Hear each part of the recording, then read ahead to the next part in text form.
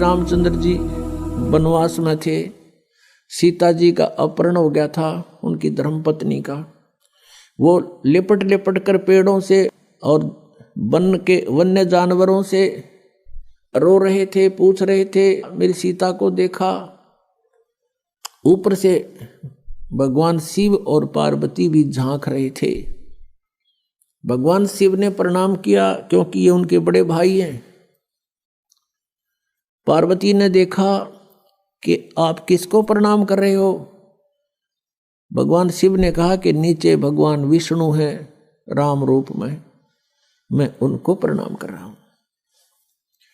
पार्वती कहने लगी भगवान होकर रोए, मैं तो नहीं मानती ये विष्णु जी हो सकते हैं, मैं इसकी परीक्षा लूंगी।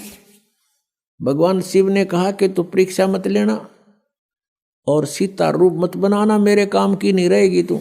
उस समय तो पार्वती जी ने कहा कि ठीक है, मैं नहीं परीक्षा लूंगी। जब भगवान शिव जी इधर उधर गए सैर सपट्टे को, पीछे से सीता रूप बनाया, श्री रामचंद्र जी के सामने खड़ी होगी। अब रामचंद्र जी ने उस समय पार्वती जी को पहचान लिया, क्योंकि काल ने उसकी बुद्धि ऑन कर दी और पहले ऑफ कर दी। अपनी पत्नी का तो न्यों पता ना हुआ, ले गया कौन उठा के, और फिर वो ज्योतिषी हो गया, भविष्य वक्ता हो गया। एकदम पहचान लिया कि तू तो पार्वती है। ये दक्ष पुत्री यहाँ कैसे आ गई, भगवान शिव को क्यों छोड़ आई। वो शर्मिंदा हुई, आके भगवान शिव से कहा कि सचमुच वो तो सचमुच विष्णु जी हैं, आप ठीक प्रणाम कर रहे थे। तो शिव जी बोला कर दिया काम, ले ली परीक्षा। हंसने लगी, नीचा मुंह कर लिया। तो उस दिन से उसने भगवान शिव ने कहा कि तू आज मेरे काम की नहीं रही, क्योंकि तूने मेरी माँ का रूप बना लिया। बड़े भाई की पत्नी माता के तुल्य होती है कि तूने मेरी माँ का रूप बना लिया, मेरे काम की पत्नी रूप में नहीं रही। तो पुण्यात्मा युग काल के इसे बखेड़े हैं।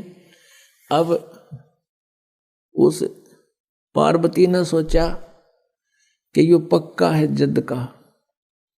अब यो मुंह तो बोला नहीं, बोलना बंद कर दिया। कई दिन तो रही उसके साथ, फिर वो बात ही नहीं कर रहा, मुंह फेर कर बैठ जाता है। पार्वती ने सोचा यो तो नरक हो गया, घर नहीं रहा। तो बेटी को फिर कुछ दिखाई नहीं देता, अपना पीहर दिखाई देता है माय का। उन्होंने सोचा अपने माँ के चलती हूँ, कुछ दिन इसकी बुद्धि ठिकाना आ जाएगी।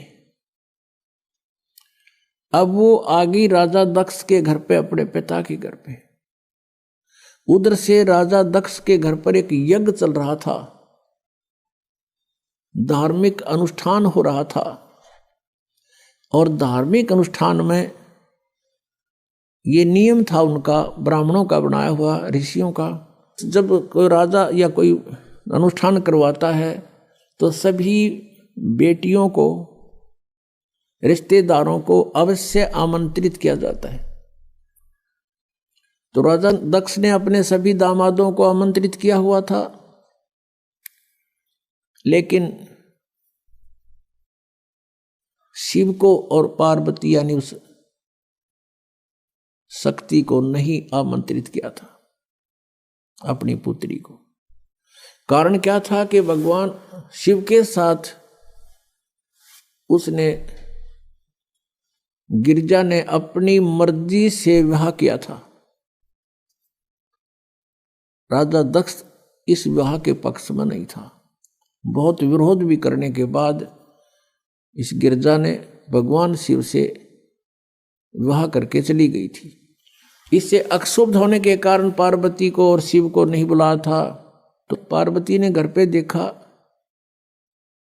कि सभी बहन आई हुई हैं और उनके पति भी आए हुए हैं, उनका उचित आसन दे रखा है, सबका प्रतिदिन का भाग भी उनको समर्पित कर रखा है।